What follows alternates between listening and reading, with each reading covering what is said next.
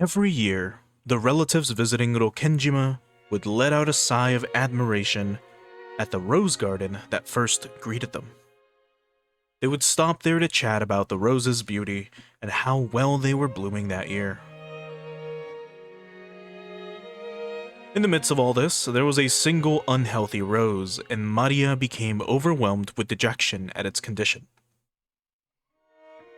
But George used his quick wits, and, saying that everything would be fine if they took care of this poor thing, marked it with a candy wrapper and immediately restored Maria's good mood.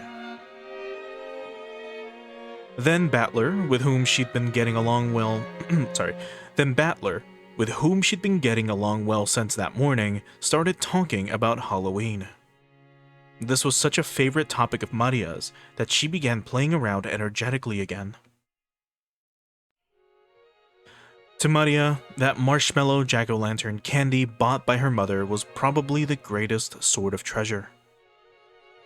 They seemed to have bought several, and she demanded a trick-or-treat from every person she met, giving them candy instead of the other way around.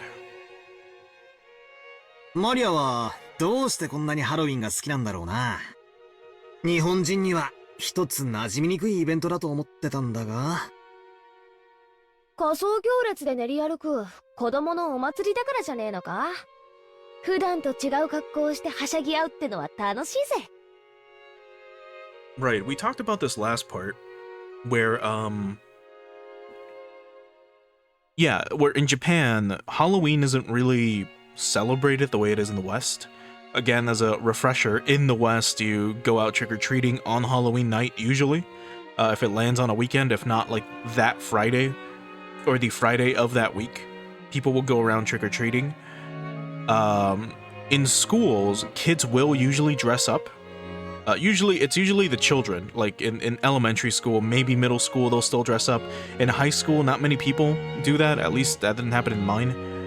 And that's about it, right? It's the same thing you've seen in movies whenever Halloween is brought up or celebrated.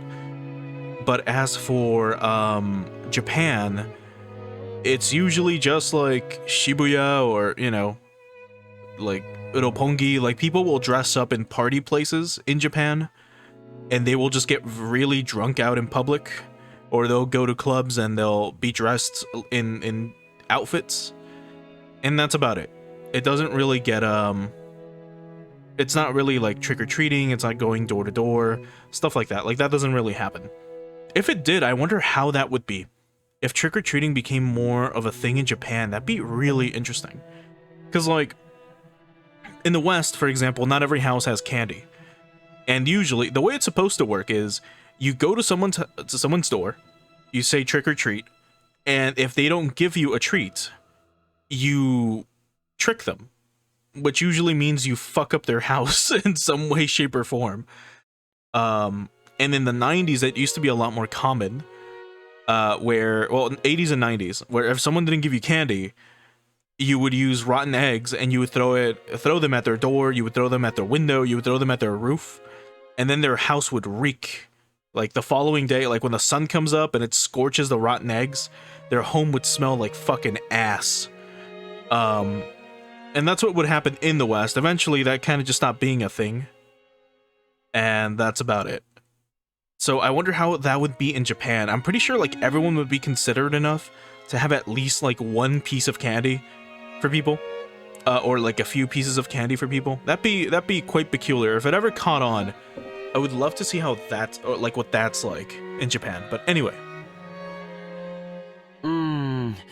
多分僕はもう少しディープな理由によるものだと思うな。Oh? 何しろ魔女のマリアちゃんだからね。そういや、飛行場でもマリアは仮装するなら魔女になりたいって言っていたっけ。マリアって魔女が好きなんだ。ええ、大好きよ。困ったくらいに。まあまあ、あのくらいの年頃はファンタジックな存在に憧れるもんですから。せめてテレビアニメのヒロインに憧れるくらいなら可愛いんだけど。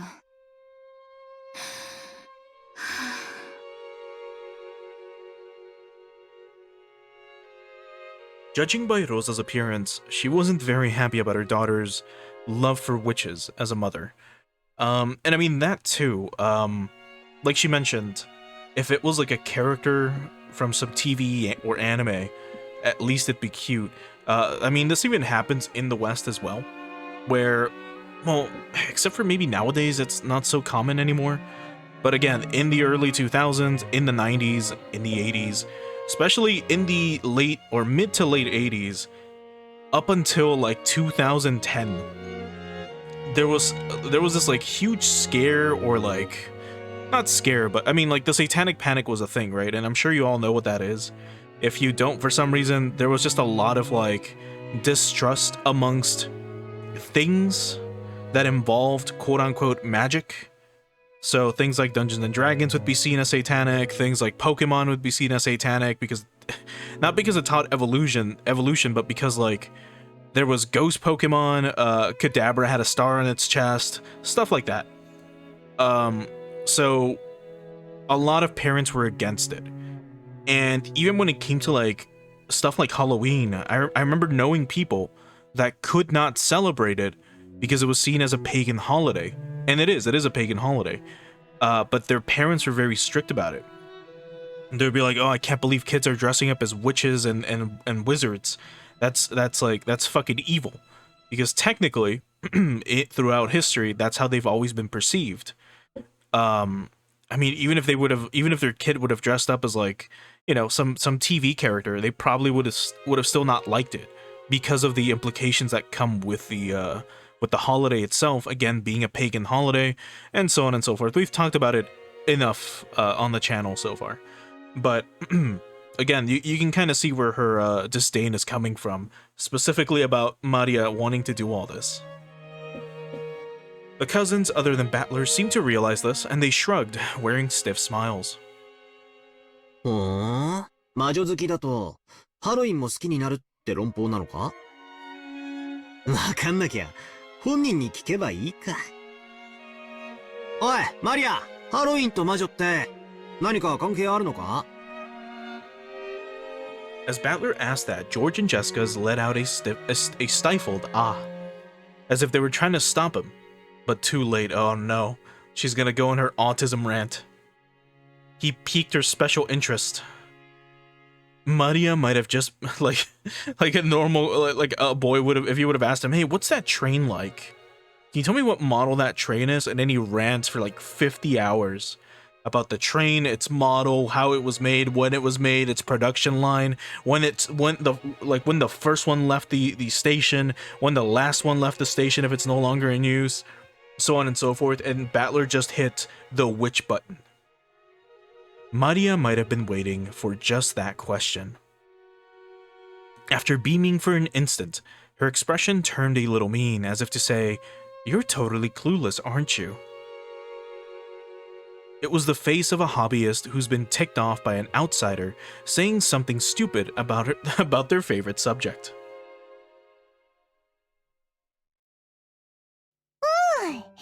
ケルト人は1年間を通じてその勢いを変える太陽は1年を通して生まれ育ち老いて死んでそして再び蘇ると考えていたの。納得だな。春のか弱いポカポカした太陽がどんどん成長して暑いくらいになり、次第に痩せ衰えていく様をなるほど太陽の一生と考えるのもうなずけるぜ。だから彼らは10月の最後に太陽は死に死の国で体を休めて冬至の日に再び蘇ると考えたの。それで太陽が1年の生涯を終えて死ぬその日を大晦日サビンと呼んでお祝いしたの。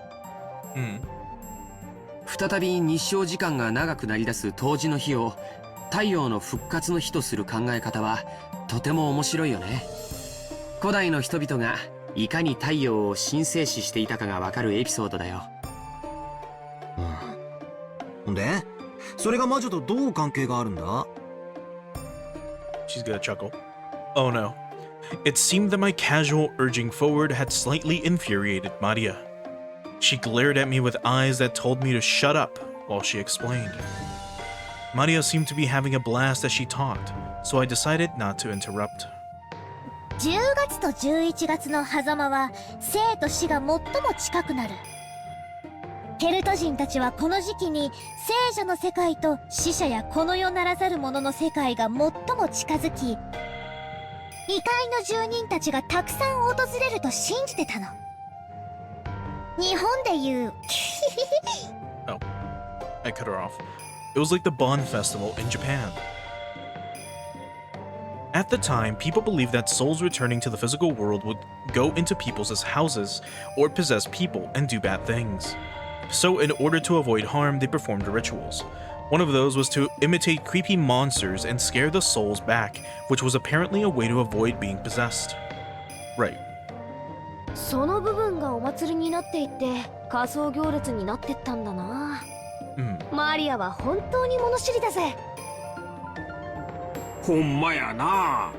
わしもハロウィンに備えな言われがあるなんて知らんかったわ。しかしそれのどこにお菓子をくれなきゃいたずらしちゃうぞってのが出てくるんだ。 Her knowledge was so extensive that the adults had suddenly started listening in too. Maria, who was normally treated like the youngest all the time, puffed out her chest with pride.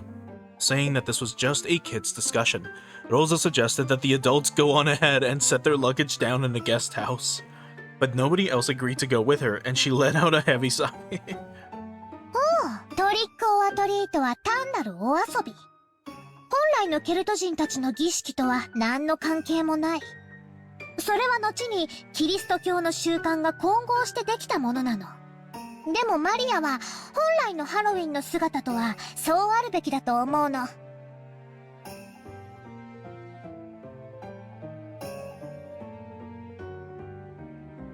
According to Maria, the souls of the dead weren't the only ones who visited from the non-human world.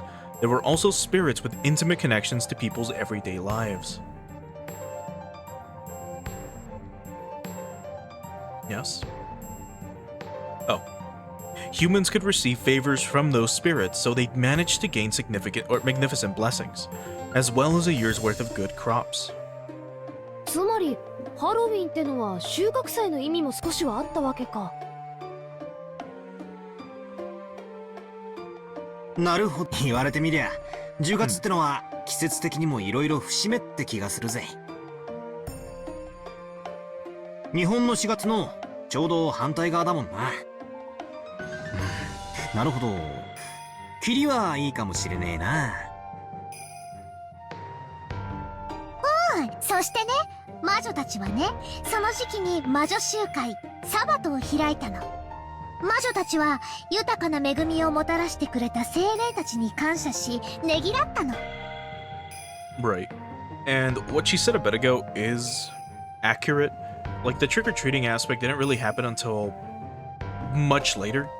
Like she said, during the Christian influence of things. That's when stuff kind of got muddled a little bit. But, like, it started, I think, in, like, the 15th or 16th century. And you would have people that would visit homes and take a cake, I think it was. Instead of candy, they would take a bread of some kind.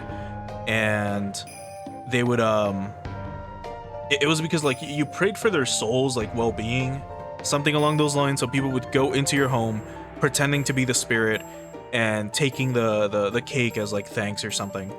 Or you would offer the cake as thanks, or no, they would visit you, take the cake, and offer it as thanks for praying for them, or for them to have, like, a safe passage or some shit like that.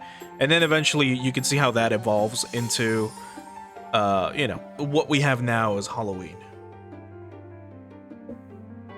ハロウィンの仮装は向こうから来る客人たちの模倣。 And that's what they're covering now. つまり彼らにお菓子を施すのは一年の収穫への感謝の気持ちがあってもいいわけだね。ジョー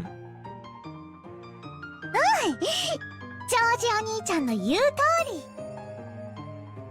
り。つまりハロウィンはこの世とあの世の交流のある時期ってわけなんだな。それでつまり魔女たちにとってはそういう世界の客人たちと交流できる大切な機会、そう言いたいわけか。バトラの言う通り。だからね魔女たちや悪魔たちの力が最も活発で盛んになるのが10月なの。きっとベアトリーチェも来てくれる。そしてね、一緒にマシュマロお菓子食べてマリアも黄金鏡に連れてってもらうの。一緒に魔法のお歌を歌って魔法の呪文を習って魔法陣の書き方を習うの。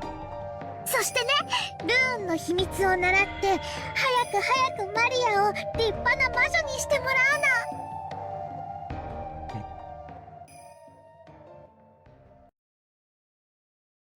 あらあら、それは素敵ね。 I thought they were gonna cut to Maria getting fucking slapped again. 子供は夢があるのが一番よ。 Like when her mom appeared, I was like, oh no, and then Ava appears. I'm like, okay. ところでローザ、マリアちゃんは今年でいくつになったんだったかしら？マリア、 She doesn't remember? もうそのお話は終わりにしなさい。That she was gonna be like, how old are you again? 気にしないでローザさん。女の子なら誰だって一度は思い。ありがとうございます。でももうマリアはそういう年を卒業していますので。こら、やめなさいと言ってるでしょ。Rosa scolded Maria, trying to shut her up before before her cheery discussion about black magic earned her the snickers of her relatives. Oh my god. へえ、そいつはなんだかスケールのでかい話だな。ところで、ベアトリーチェって誰だっけ？なんだっけ？聞いた名前だな。Battler had been gone for 6 years, and had completely forgotten about the legend of the Rokenjima witch. However, when he said he didn't know Beatrice's name, Maria's once bright mood soured in an instant. Oh. When he saw that, Battler immediately remembered that it was the name of the witch of this island, but the damage had been done. Until Maria's mood improved, she went on and on about many mysterious and fabulous episodes regarding the Golden Witch. もうよしなさいマリア。ありがとうねバトラ君、お話に付き合ってくれて。カノン君、お仕事があるんでしょ。もう行ってちょうだい。ゴーダさん、みんなとりあえず荷物を置きたがってると思うの。悪いんだけど、みんなをゲストハウスへ案内してくれるかしら。かしこまりました。それでは皆様、ゲストハウスへご案内いたします。それでは失礼いたします。 Golda led the relatives and they began to head towards the guest house. They were eager to set down their luggage and take a breather, so they didn't realize that Rosa and Maria weren't coming with them. Oh no. After watching them leave towards the guest house, Rosa's face changed suddenly. Oh no. Is this going to be the child abuse chapter? We had 2 of those, or 3, in Higurashi. So I hope not, because it's they get quite brutal and very real.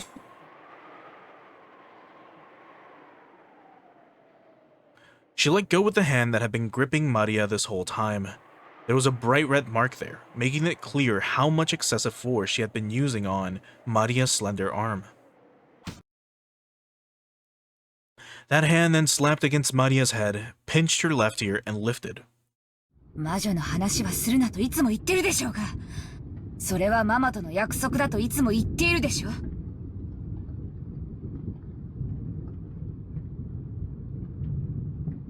Huh?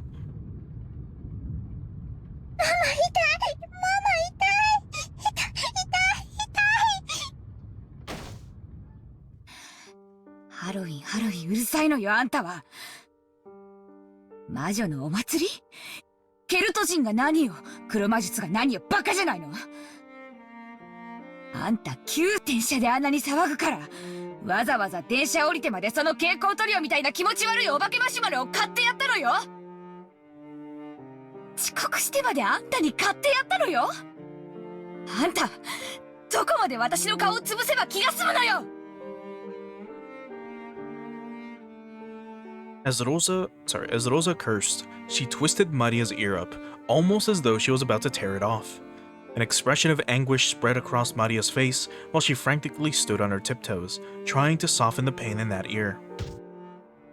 Rosa suddenly grabbed the candy that Maria had been holding. She threw it on the ground and stepped on it over and over.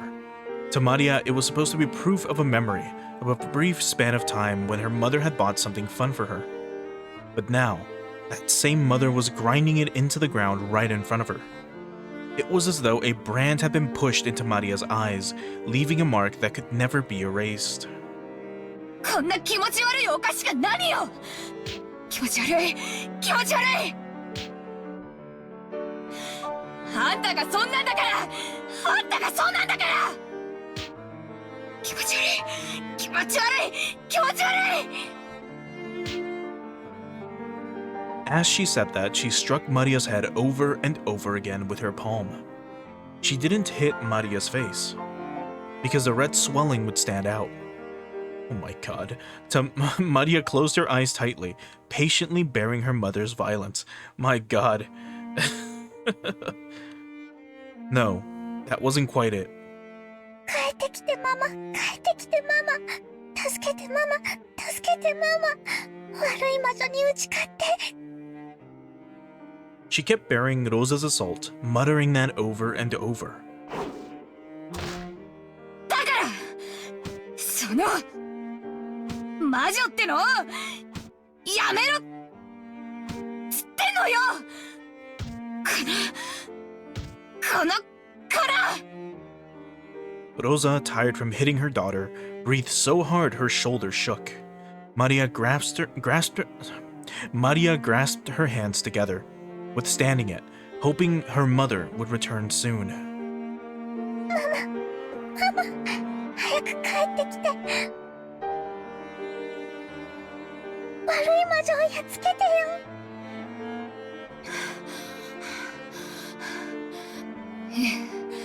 いつまでもそこでそうしていなさい。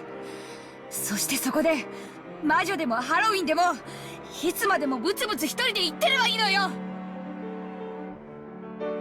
After hurling those words at Maria, Rosa left in the direction of the guest house, leaving Maria behind.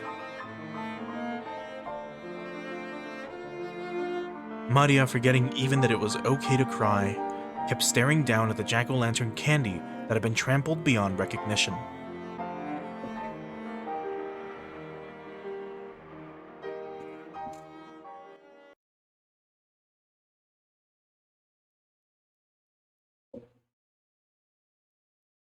Ara, Rosa. どこ行ってたの？ごめんなさい。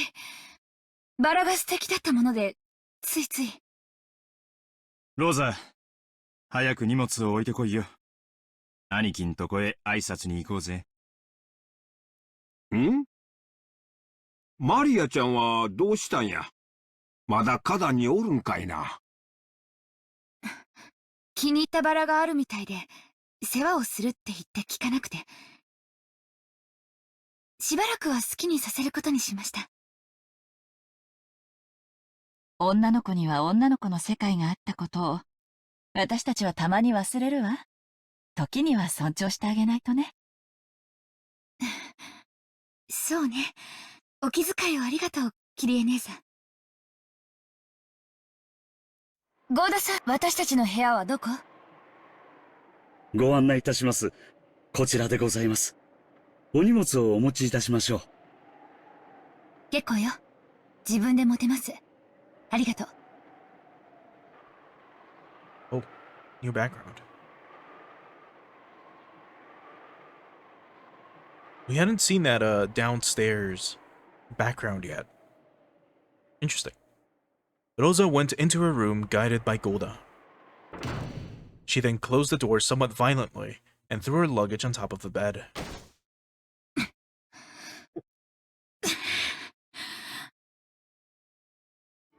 She got down on her knees in front of the bed, burying her face in it. For a while, Rosa made as if to shred the sheets with her fingernails, sobbing constantly.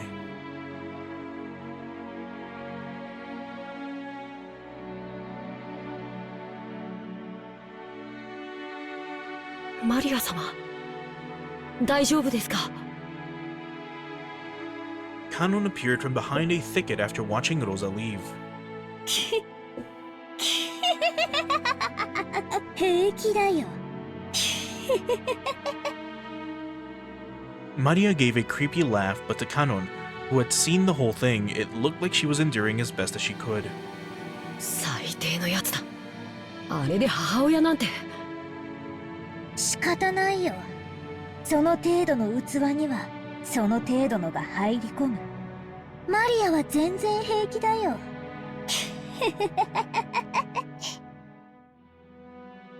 Kanon got down on his knees and picked up the trampled candy. It was tragic just looking at it. He thought about dusting it off and returning it to her, but really couldn't do so with it in that condition. Just as he was wondering what to do, he met Maria's gaze. No, that wasn't quite right. Maria was looking at the candy Kanon had picked up. Right now, Maria's heart was surely the same as the candy that had been trampled into a pulp. Kanon realized this, but didn't know what he should do. そうだ。さっき僕がもらったのと交換してあげるよ。Kanon remembered that a similar candy he'd received from Maria was in his pocket. Maria stuck out her hand. Kanon thought she was trying to take it, so he held the candy out, but Maria didn't try to grasp it. Then Kanon realized. She was saying, "Give it back." No matter how tragic and trampled it was, this candy was Maria's. Her mother had bought it for her. No matter how tragic, it had to be this candy and no other. If only it were intact enough that it could be fixed by dusting it off. Kanon hung his head. 僕には誇りを払う程度しかできない。ごめん。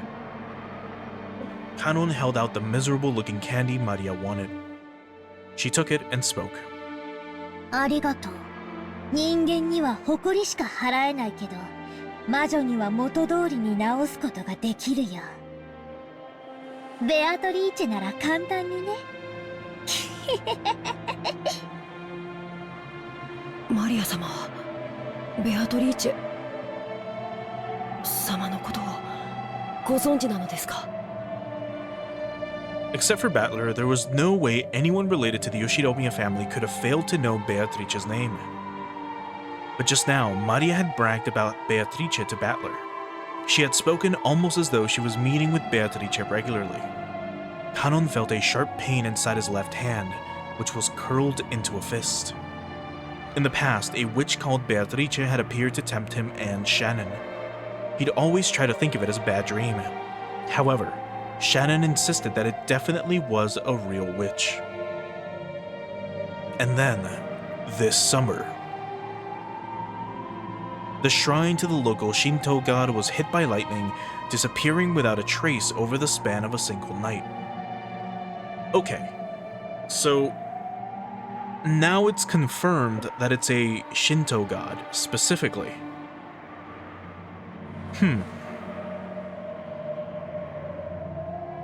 I think before there wasn't any specification as to what it was, and I think I kept speculating that instead of it being a Shinto god, it was like, I don't know, another entity worshipped on the island.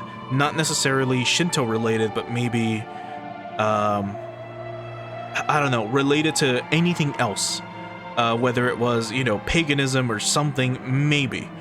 I don't know why there would be like a Japanese-style shrine on an island, if not, you know, to praise a Shinto god or a Japanese god, but for some reason I had that in my head, that it wasn't something Shinto related, and it might have been either a minor god or something else worshipped by someone else. And they just happened to have placed that shrine on the island for whatever reason. But anyway.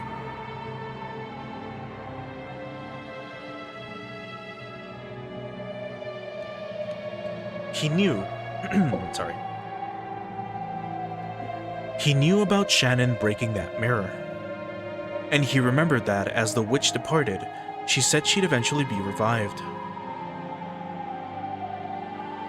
And now, this girl who believed absolutely in Beatrice spoke as though she'd met Beatrice herself. Canon couldn't suppress a vague sense of foreboding welling up in his heart.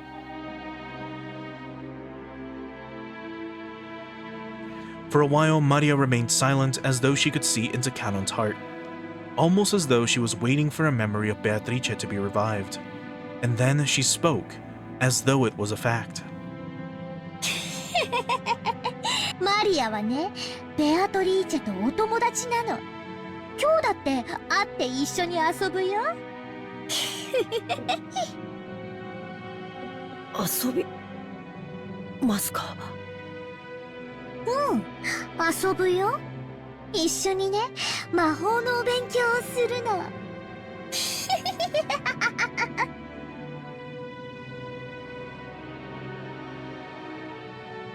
The face of that witch, whom Canon had tried to pretend was a bad dream, began to slowly creep into the back of his mind.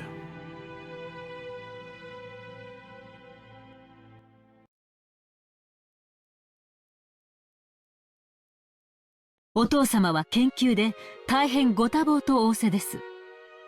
残念ながら、こちらへはおいでになれないとのことです。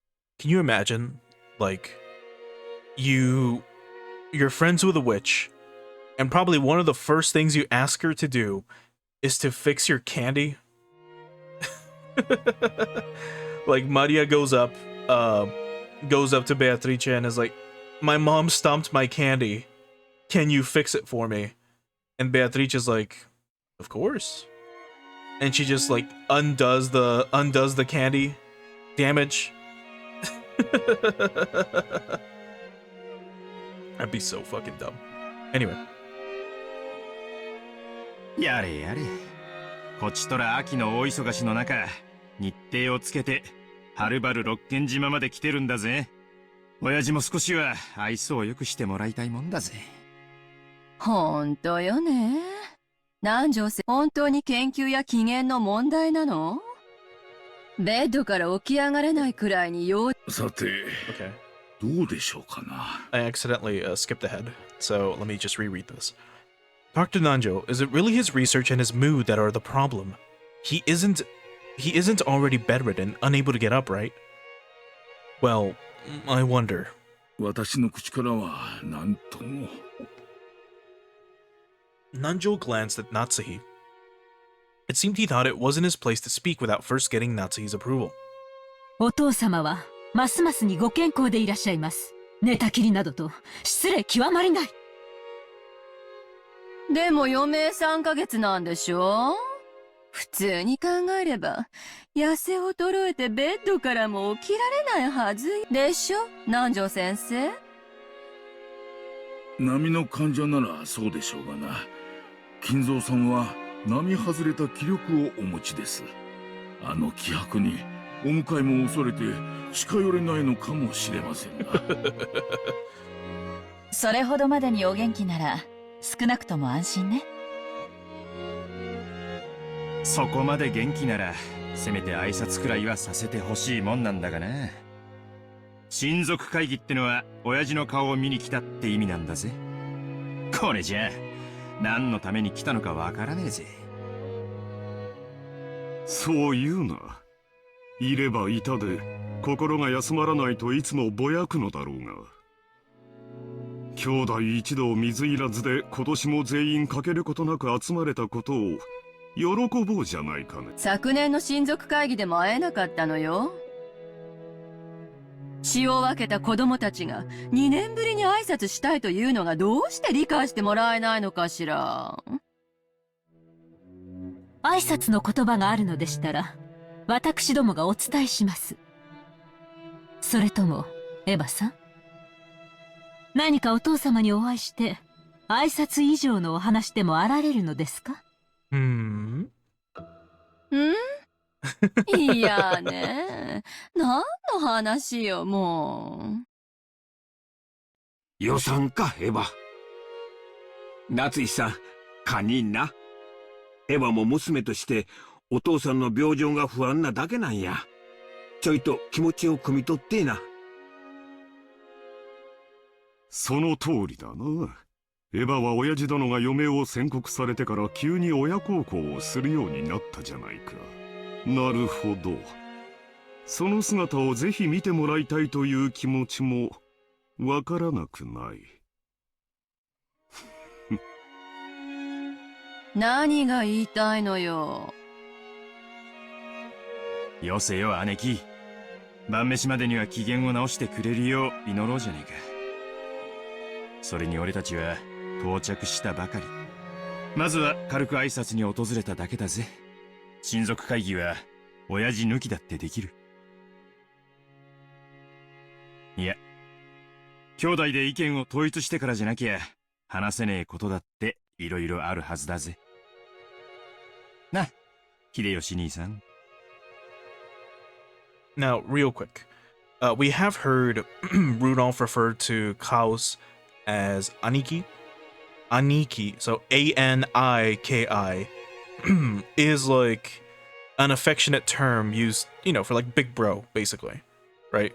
It's like you would call your blood relative that, but you would also call your friend that, or someone that's close to you that's maybe like older than you. So like, I don't know, let's say you work for a company and you have a senior, right? And you're tight with them, you go out drinking all the time, you're like besties, right? You'd call him like Aniki, probably. If you want to be more than friendly. Aniki is the same thing, but it's big sister, basically. Which is what he calls, you know, Eva. そうや。ルドルフ君の言う通りや。わしらが全員顔を揃えるのは年に一度しかない。貴重な時間を大事にし、忌憚ない話し合いをせんといかん。Even though the tea hadn't yet arrived, they were very determined. でも、その前に本家の素晴らしい調度品に囲まれた客間で、のんびりと紅茶を楽しむゆとりがあってもいいんじゃないかしら。Kiria's words seemed to contain a subtle admonition. Kiria's words seemed to contain a subtle admonition directed at everyone gathered here. They all understood as they cleared their throats and straightened their neckties. The atmosphere in the room returned to normal for a time. Huh. They all chilled the fuck 失礼 out. します。お茶をお持ちいたしました。よー、シャノンちゃん。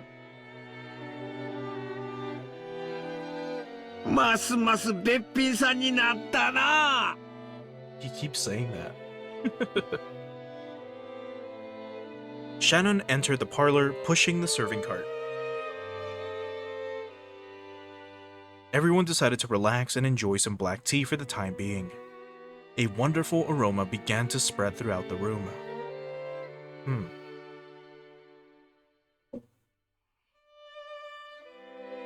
As far as anyone could see, the strained atmosphere from before Shannon's arrival seemed like a lie. Of course, Shannon, who was setting out the tea, probably didn't even notice. Kiria seemed to laugh faintly at how adult everyone was suddenly acting. Rudolph didn't like it when Kiria took the initiative and spoke at the family conference. It was his worthless male pride. He probably didn't want to look like a weak man who took advice from his wife. She understood that and did her best to refrain from saying any more than was necessary. So, she separated herself from the circle of siblings who only superficially appeared to be enjoying some time together alone, and casually drank her tea near the window. あら、ローザさん。兄弟で水入らずなのでは？ご冗談を。ごめんなさい。気を悪くしないで。うちの夫に呆れてるだけだから。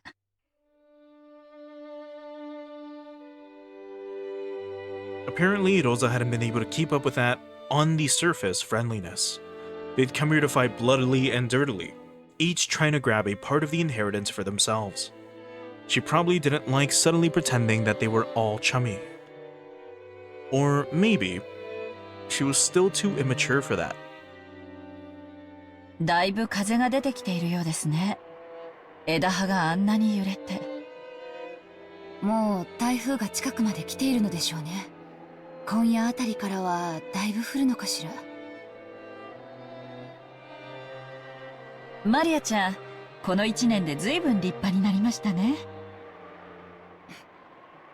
そう見えます？未だに自分のお洋服を畳むことすらできないんですよ。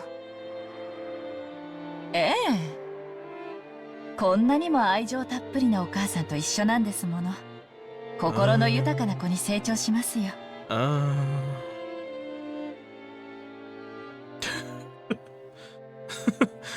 She just had her like resting bitch face for like a little too long, and then it swapped back to this one. Rosa fell silent. Maybe she was unsure as to what Kiria meant by that. 私なんて母親失格ですよ。子に生まれる親は選べない。あの子がかわいそうで。お互い様じゃないですか。親だって生まれる子は選べない。Rosa bit her lower lip.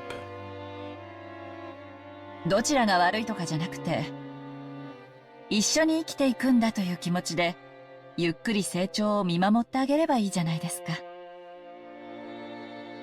ローザさんは毎日をマリアちゃんと過ごしてるから、小さな変化に気づかないかもしれないけれど、1年ぶりに再会した私たちには、その大きな成長ぶりがよくわかりますよ。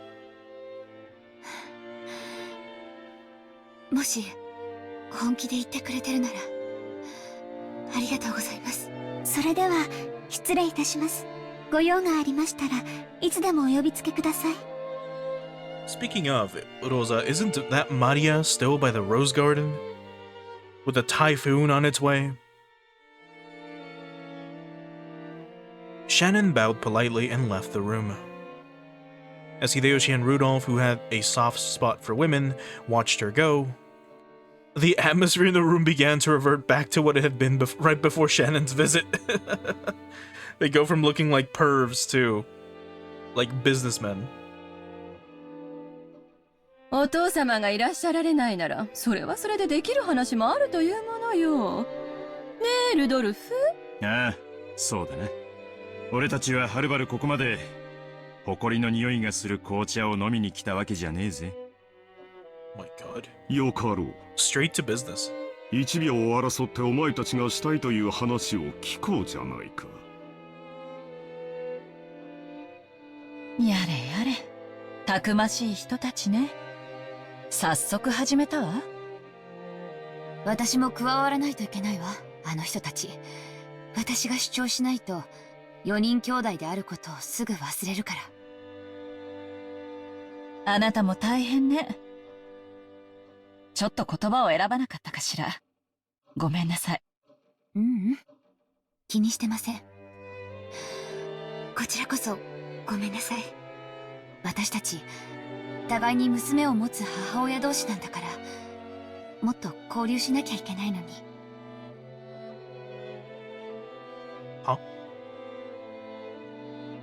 いっつも会えば変な話ばかりで。As a pair of mothers with daughters, we should talk more often. What do you mean by that? Is there someone else in the Rudolph family tree that I'm missing? Battler has a sister?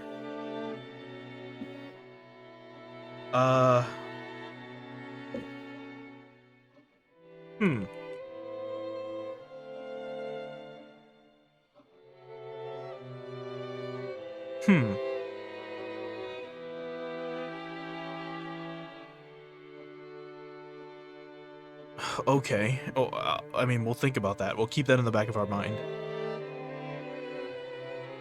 この屋敷の空気のせいよ。ここの空気を嗅ぐと、いっつも私たちはギスギスし合ってるもの。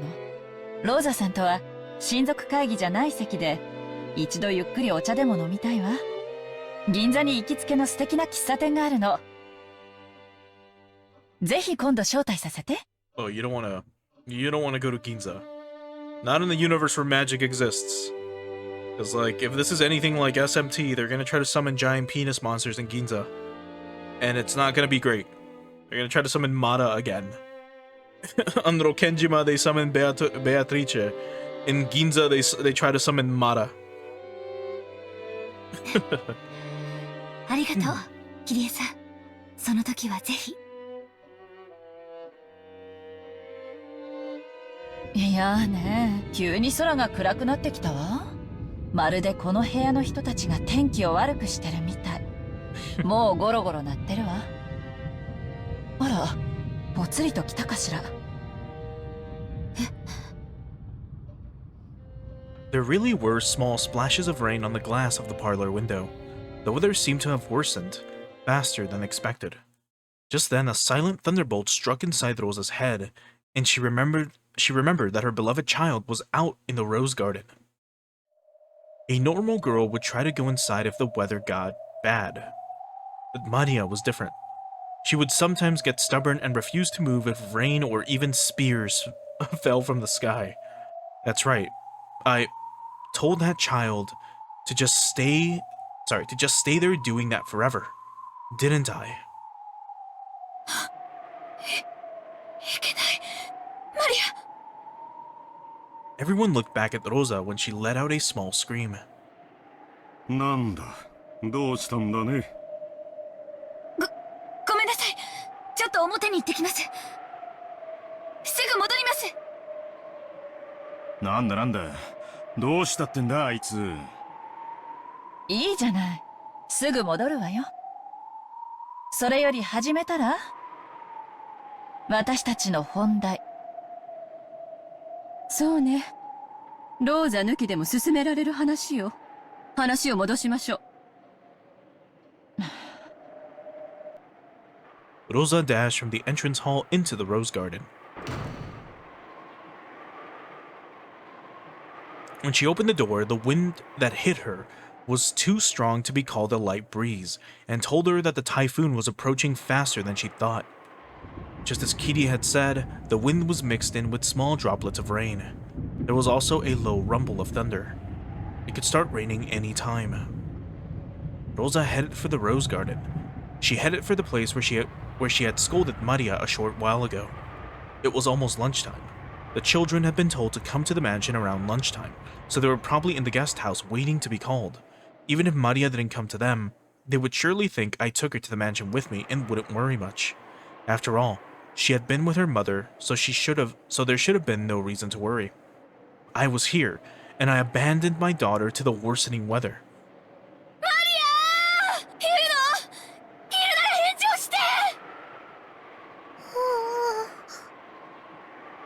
I was right. She was still standing stock still, exactly the same way she had been in the place where I scolded her. Held in her hand was the candy that Held in her hand was the candy that I had bought, given her, and then stepped on and crushed. With that gripped in her hand, she stood there as the powerful winds whipped her hair about, tormenting her.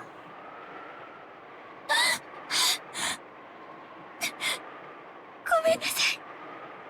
ごめんなさい。ごめんね、マリア。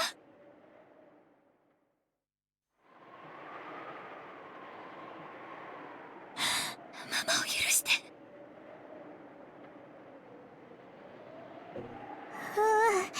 ママ、おかえり。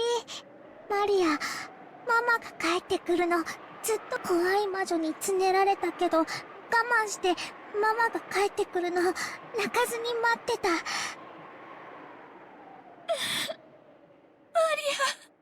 ア、ママを許して。ママを許して。ママは悪くないの。また悪い魔女に取りつかれただけなの。だから平気。ママ大好き。愛してる。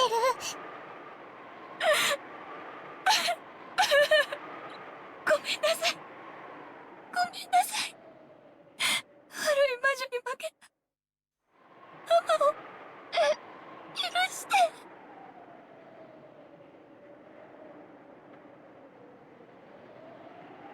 Rosa buried her face in Maria's small chest, crying and begging for forgiveness. And once again those tears dripped down after who knows how many times.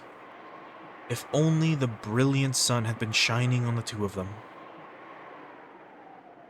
All of their cares would have evaporated, and it might have felt like they could begin anew. However, what surrounded the two of them was the worsening weather. Sadly, there were only fierce winds with the occasional thunder. The sound of Maria sniffling brought Rosa to her senses. If Maria stood exposed to the wind for too long, she'd probably catch a cold. さあ、マリア、もうすぐお昼よ。ママと一緒にお屋敷に行きましょう。行かない。どうして？ Rosa thought she'd already received Maria's forgiveness, so she hadn't imagined Maria would refuse. But that expression on Maria's face didn't look like that of a child resisting her mother. So Rosa couldn't understand why Maria wanted to stand still, pointlessly, as the weather grew worse. Maria answered that question. ベアトリーチェがね、もうすぐ来るの。だから待ってるの。マリア Immediately, from worry to, oh, not this shit again. Rosa struggled to find words for a moment, then fell silent. They'd only just managed to make up after all. She chose her words carefully, trying to get Maria to come with her to the mansion without denying the witch outright. ベアトリーチェが来るの？そう。なら、ここじゃなくて、お屋敷の中で待ちましょう。いつまでもこんな風の中にいたら、風邪をひいてしまうわ。来る！ベアトリーチェは来る！そしたらね、ベアトリーチェにね、お菓子あげるの。トリックアトリートするの。ジャックオーランタンのマシュマロお菓子あげて、ハッピーハロウィーンって言うの。 Maria pulled yet another sweet out of her handbag, moaning, ooh ooh. Rosa was bewildered and didn't know what to do, as Maria started being difficult again. Also, it turns out that Battler does have a sister, and she was mentioned in Chapter 1, like at the very beginning. If so, I don't remember her, for some reason. Anyway. At that time, there was a sudden blast of thunder. It was probably a sign that this island had been sealed off by the storm, detached from common sense and reality. So, after this moment, all common sense would probably cease to apply. The wind blew even stronger, and amidst that blizzard of scattered rose petals, a figure appeared, leaving Rosa unable to imagine that this was a scene from reality. It was probably, no, definitely, fantastical. After all, that shadow of a person was...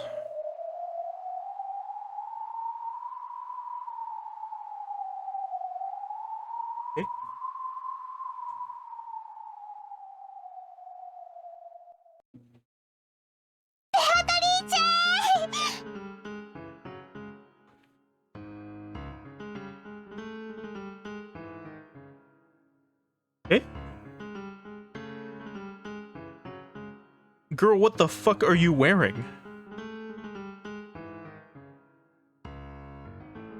What is she wearing? I mean that literally. Like, she's wearing like a schoolgirl outfit? She's wearing like a uniform? Hold on. This doesn't show the outfit, because normally if there's like a change, it'll show it, right? Like whenever they had their faces blown off or cut off, we would see it. But here, Beatrice is still wearing her normal like dress. Anyway, Maria dashed over to the shadow. Normally, Rosa would scold her daughter Normally, Rosa would scold her daughter if she dashed over to someone whom she hadn't seen before and didn't know. But Rosa forgot to do that and was unable to do anything but stand there, stunned. 久しぶりよ。元気であったか？マリアは元気。魔女は風邪をひかない。魔女は呪いにて風邪をひかせはするが、自らが引いてはなんとも間抜けな話よ。せいぜい自らが風邪をひくことなどないよ。これからも精進するがいい。She patted Maria's head as she said this, smiling roguishly. Rosa couldn't have known the name of the woman who was happily spoiling Maria. However, Maria had called it out in the beginning when the woman appeared. So even though Rosa had never met her, even though the woman still hadn't introduced herself, Rosa was able to know her name. However, that name held a special meaning on Rokenjima and in the Yoshiromiya family. There was no way something that stupid could be. Beatrice! Happy Halloween! ほら、買ったの。ベアトにもあげる。うん、ハッピーハロウィン。ほう、これをわらわにとな。天国にも地獄にも行けず、煉獄の闇にてさまよう男の唯一の明かりも、こうして歌手となれば実に可愛らしいことよ。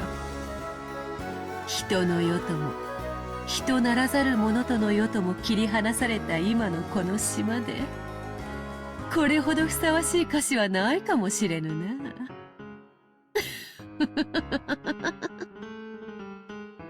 ん？マリア、それはどうしたのか？ Fucking face. Oh my god. I am a tiny bit confused by this. Hold on. Let's see if I can put it on screen. This is from her hand. I'm wondering what those spikes are. Like, I don't know if she's holding something, or if that's part of her, like, undershirt, or what the fuck that could be. There's a spike jutting out to the left, a spike in the middle, and then another spike close to the one in the middle by her thumb. So I don't know if that's like the inside of her hand, for example, or if it's something else. But anyway. Also, maybe now it might show the other outfit? I don't know. It does not. Okay, well, let's continue.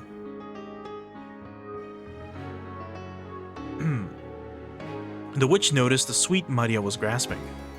It was Maria's candy which had been stomped on by Rosa until it reached its pitiful state. おお、踏んづけて潰れちゃった。ベアトは元に戻せる？ I know your magic is like very weak and I know you can barely stay in this world, but could you like fix my candy? Also, hey Billy, thanks for stopping by over on the Twitch side. Maria didn't go so far as to say that it was her mother who'd stepped on it. However, for some reason, when the witch saw that candy, she looked at Rosa and grinned. A chill went down Rosa's spine as though this gaze was staring straight through her. たやすいことよ。貸すがよい。Maria held the candy out gleefully. Rosa could do nothing but watch, stunned. How did this person plan to trick Maria, somehow undoing the fact that the candy had been pitifully trampled? Maria looked as though she believed it could be fixed good as new. Without real magic, there was no way such a thing could be possible. これは見事に潰れているな。さあさあマリア。目を閉じて思い出してごらんなさい。本当はあんなにも素敵なお菓子だったから、思い出の中のお菓子はいつもふっくら。だからあなたも思い出してごらんなさい。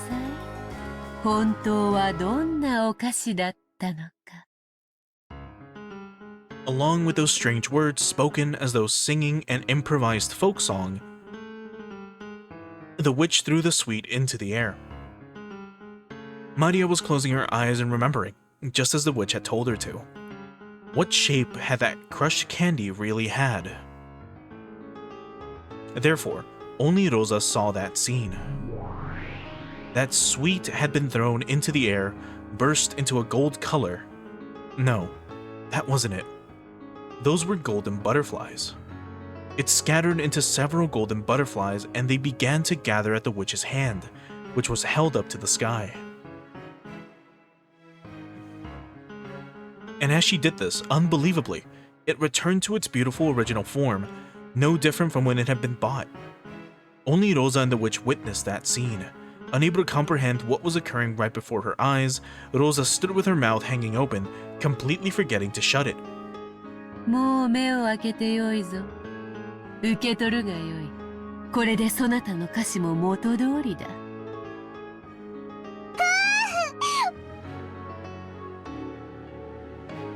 Okay, the audio didn't play, but Beatrice is always incredible, incredible. And then she giggled.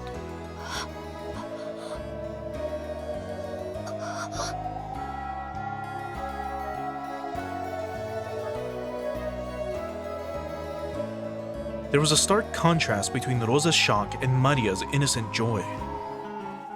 Was that what the witch was laughing at? A smile floated to Beatrice's face, one different from the smile she'd shown Maria. わらわの顔が何そうまじまじと見られては穴も開こうぞ。Take a picture, it'll last longer. Or better yet, paint me a portrait. ごめんなさい。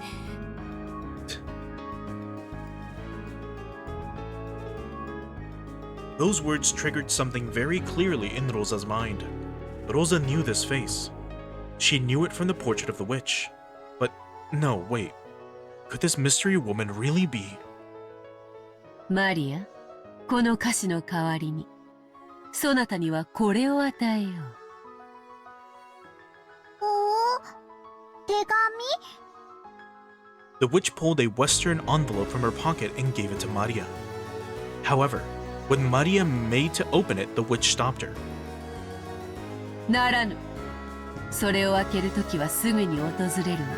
それまで決して開けてはならぬ。大事に持っているがよい。そなたを黄金鏡へいざなう招待状となろう。黄金鏡、やっと連れてってくれるんだね。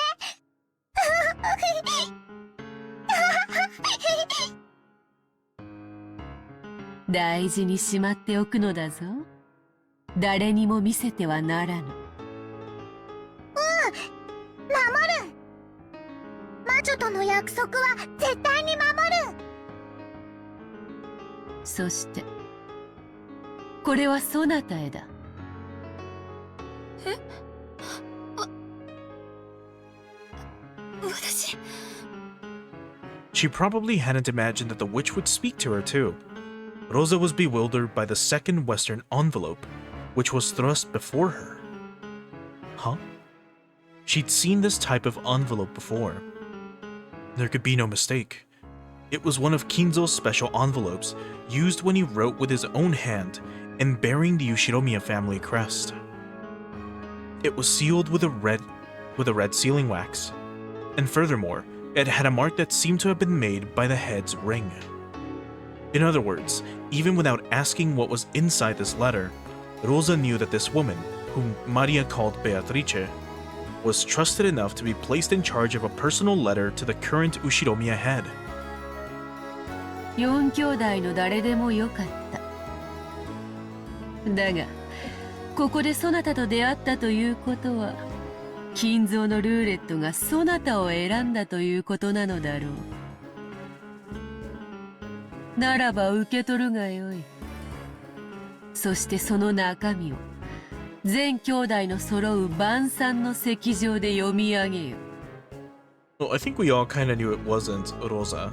I don't remember if I did speculate on her being Beatrice possibly, but if anything, we now know that another person has seen Beatrice before the events of the story, I suppose.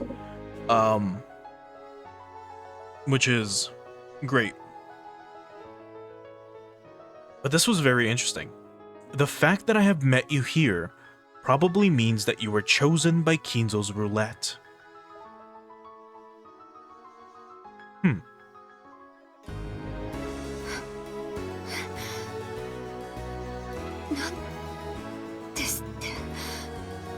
Rosa looked back and forth several times between the witch's face and the envelope that had been handed to her.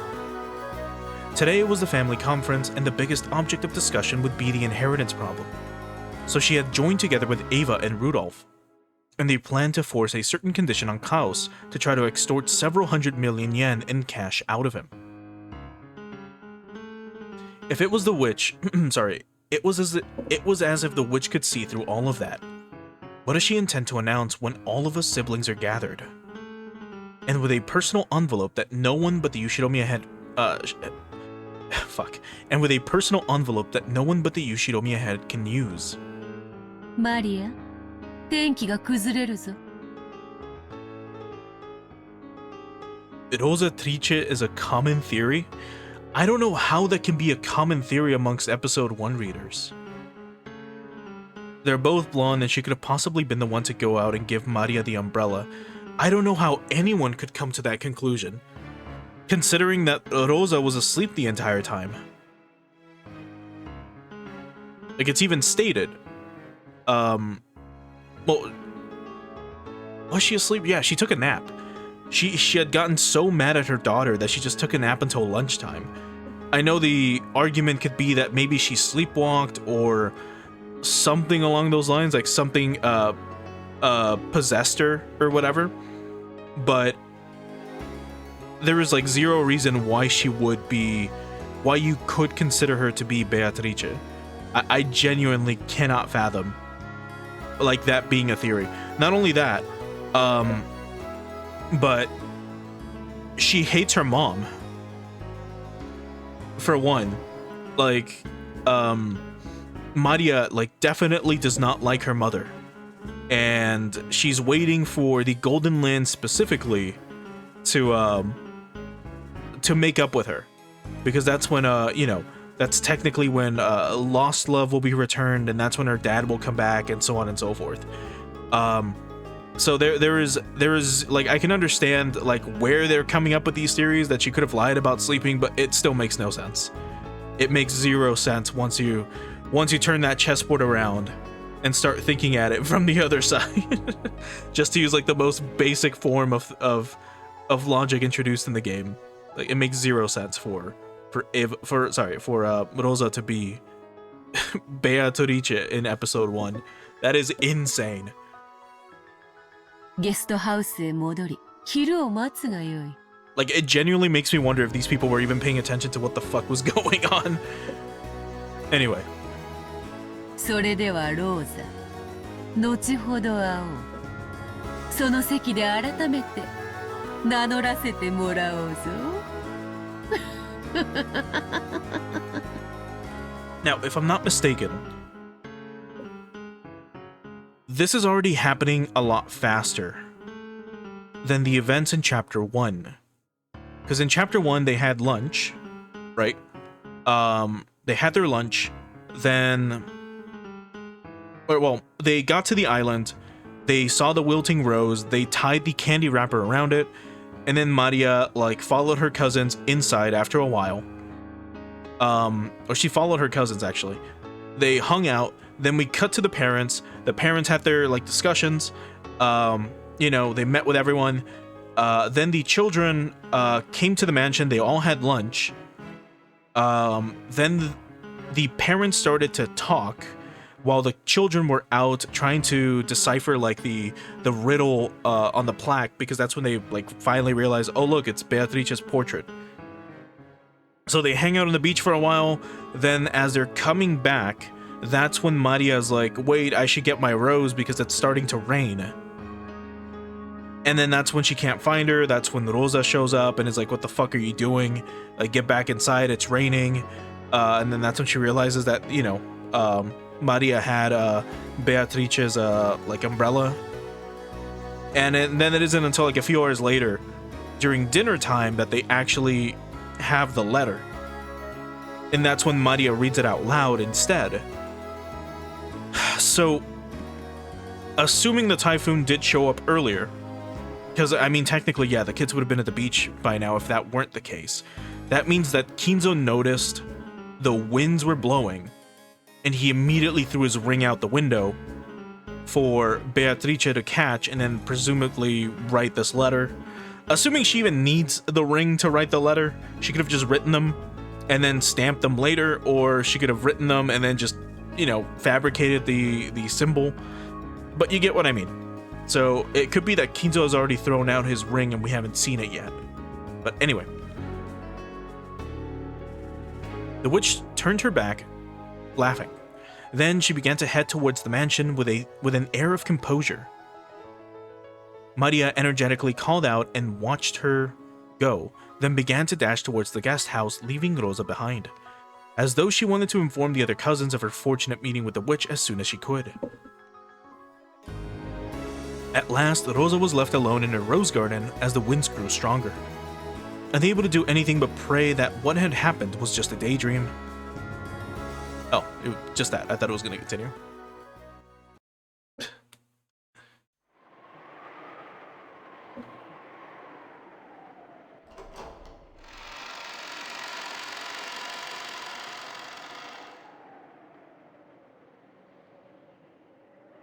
When the witch reached the entrance hall, Genji could be seen there. Genji welcomed the guest, approaching from the entrance hall with a respectful bow. What? What?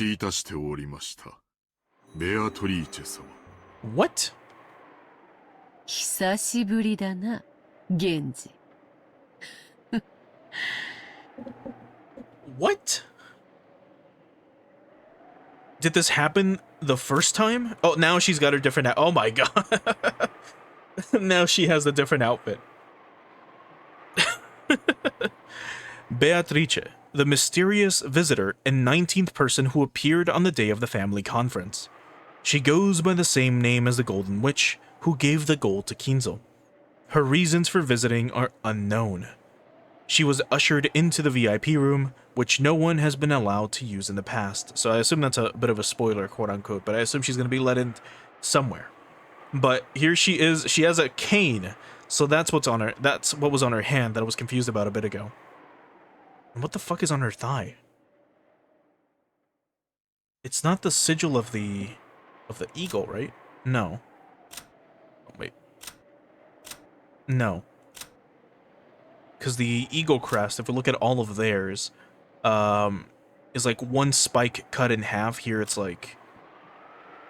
It looks like a common English sigil.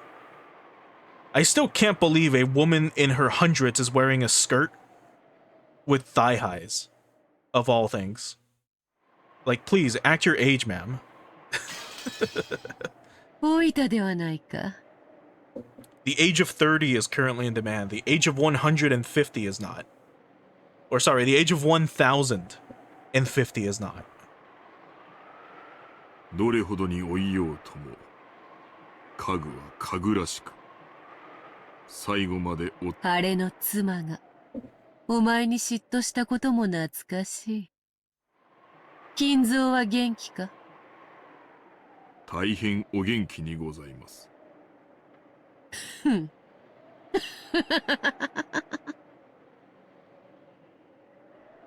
The witch probably laughed because she knew Kinzo's own doctor had announced that Kinzo didn't have long to live.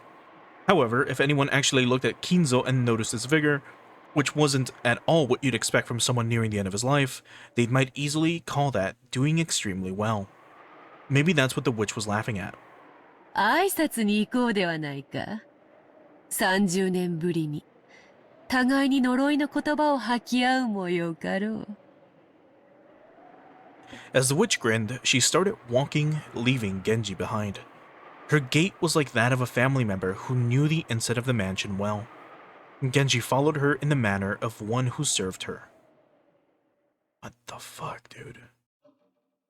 At that time, Kiria came out of the parlor. She'd probably gone out to fix her makeup or something. And when she saw Genji following a witch, she was surprised, although her expression did not change.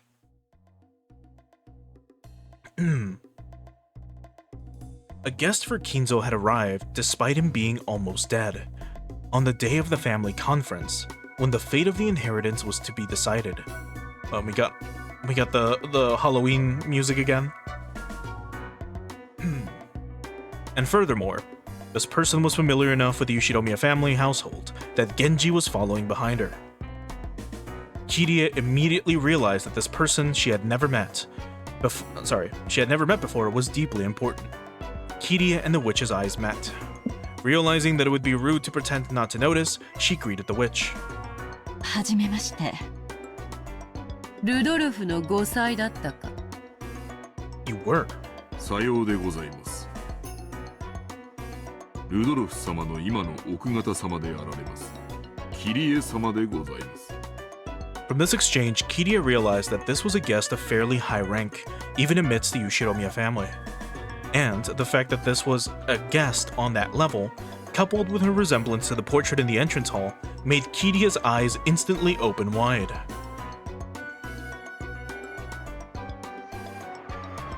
She's like, wait a minute.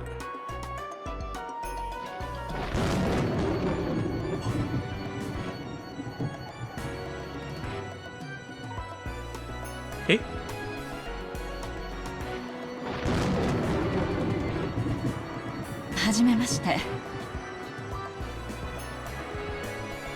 That was a different portrait. That was a portrait of Beatrice wearing the outfit that she's wearing now. This one. Also, her hands did not have the ring. So, either that was just for show, you know, like a small little, hey, here's a cool little scene, right, of Beatrice, or it's a new painting. I don't know, but that was pretty cool. キリエと申します。 Oh, yeah, thanks. I can share that then. One sec. So here, it's a little low quality, but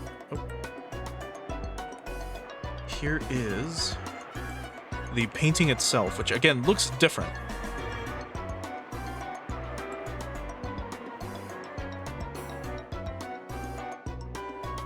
But there it is.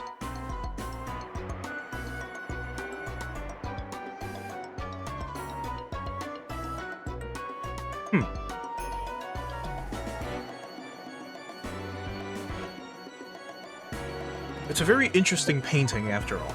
I still don't know who painted this, or why this was painted, or why a woman in her 1040s is dressed in a skirt with thigh highs. But whatever.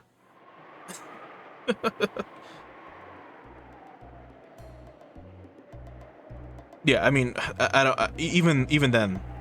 I'm pretty sure like Genji and Kirie were not on my radar for them being Beatrice, but yeah. 初対面でしょうか。もし以前に挨拶をしていたなら、名前を忘れてしまって申し訳ございません。うすうすは想像がついているくせに、わらわにあえて名乗らそうというのか？ She taps the plaque. She's like, "Here's my name." Just like tap, tap, tap. Kirie thought she'd given a sociable and humble greeting. Her expression grew slightly cloudy at that openly oppressive response. At any rate, this didn't seem to be a person she could grow to like. But if Kirie's guesses were correct, this witch probably held a vital key to what her own husband was most interested in. Something that couldn't help but influence tonight's family conference.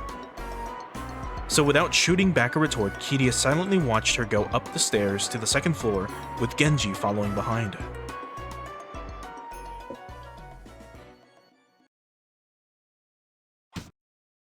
So when someone tapped her shoulder from behind, she was surprised. She almost choked. It was Natsuhi. キリエさん、このようなところに立ち尽くして、いかがなさいましたか？ I thought it was Beatrice being stopped by her. She's like, who would dare touch me? ごめんなさい。I was just fascinated by the portrait of the witch for a bit. 黄金の魔女、ベアトリーチェですか。今日の後宮家の復興は、彼女が授けた黄金がなければ成し遂げられなかったとか。And yes, technically with Natsuhi being here, we can, you know, she can be eliminated as an option for being Beatrice, quote unquote. お父様らしい、幻想的なお話ですね。Natsuhi spoke in a perfectly ordinary way. It was a sort of comment you'd expect from someone convinced that the thought of a witch existing was ridiculous, no more than another of Kinzo's ramblings. However, for some reason, that point of view didn't seem quite right to Kiria now. Just a moment ago, she herself had seen the Golden Witch come in from the entrance hall and climb up the stairs. So Natsuhi's words made it feel as though someone was trying to deny the existence of that person, or else make it seem like she was never there to begin with. ごめんな、少し頭痛がする気がして。ちょっと休もうと思います。Well, that's Natsuhi's line, actually. あら、そうですか。なら、良い頭痛薬がありますよ。用意させましょう。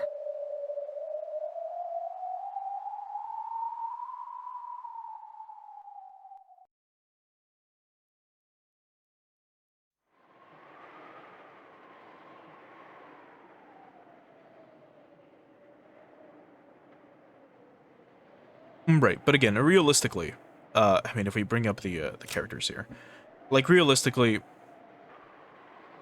I don't think they're going to give us a hint as to whether, or a major hint as to whether or not there is really a 19th person.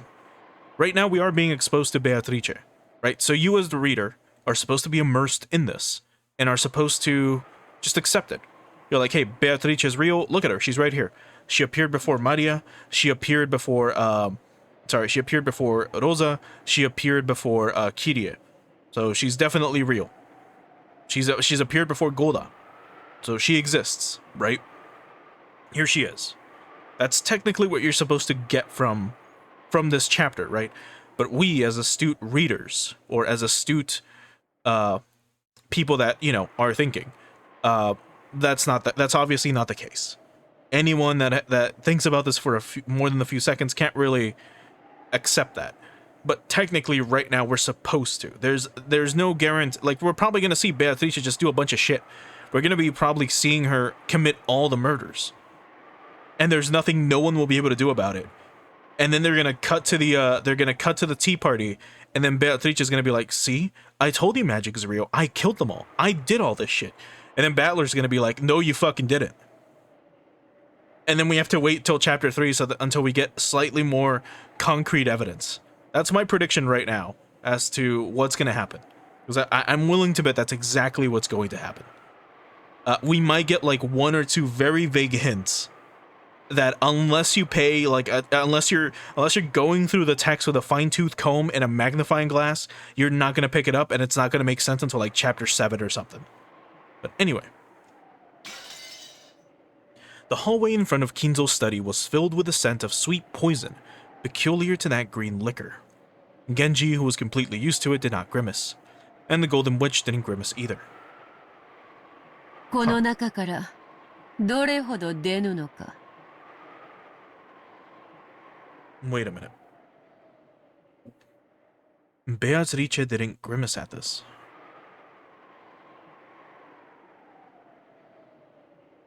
Which either means she's used to it, which is plausible, or she has no need to breathe as a I almost said like as a person, but like as a being of whatever the hell she is. She might not need to breathe, which is always a possibility.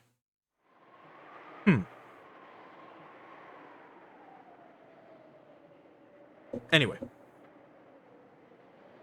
すでに数年になるかと思います。それほどまでにわらわをカゴの鳥としたいか。哀れな。それを願うそなたが今や籠の鳥書斎の亡霊ではないか。それに気づけぬとは哀れな男よ。あなた様と再びお会いする日までは、おそらく文字通り亡霊となっても研究を続けられるでしょう。愛か狂気か猛襲か。それも講じれば魔力となるか。悲しき魔術師よ。It would have been even funnier if she said magician in quotes. The witch grasped the doorknob to the study. Okay, remember, we were told that this symbol is, yeah, there's like 3 or 4 backgrounds that need to be replaced. But anyway, we were told that this symbol specifically was a powerful symbol to repel those of magical energy or those of, made of magic or, very powerful magical beings. Specifically because they were also in gold, the shape, and so on and so forth. So she grasped the doorknob to the study.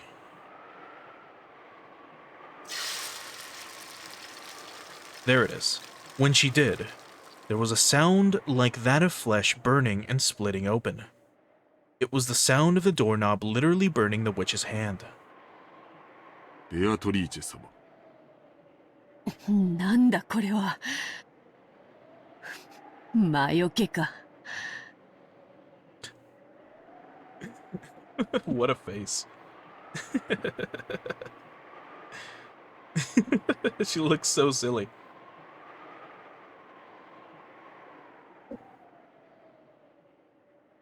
あやつめ、こんなものに頼らなければ、おのがみも保てぬというのか。その扉は、ベアトリーチェ様にはおつらいものと伺っております。私がお開けいたしましょうか。いや、よい。あやつが勝てば、わらわは永遠の籠の鳥。Look at that face. So snarky. あやつが負ければ、愛に狂い、すべてを失った哀れな魔術師の生涯が、笑い草となって残るだけ。もはや金蔵もわらわさえも、ゲーム盤に並べられた駒に過ぎぬ。あとは、ルーレットの目が勝敗を分けるだけよ。ルーレットが目を見せるまで、わらわと金蔵が再会する必要はない。The witch looked at her hand, which was beginning to heal bit by bit, even though it had been horribly burned. あるいは、そのための魔除けなのか。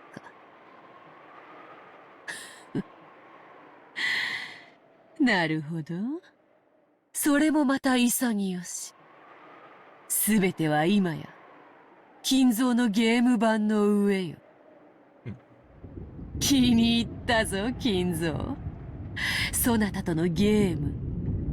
わらわに恋焦がれ、すべての生涯を投げ出したローマ術師の最後のギャンブル。その散りざまを、楽しませてもらうぞ。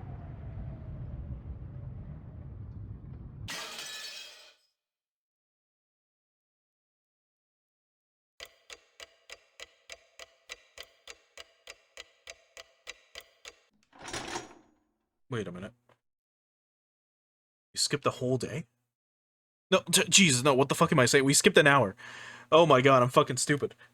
I was like, man, the clock went around the clockwise completely, like it made one revolution. That was such a stupid fucking thought. Why the hell did I think that? Well, I guess because I'm fucking exhausted too.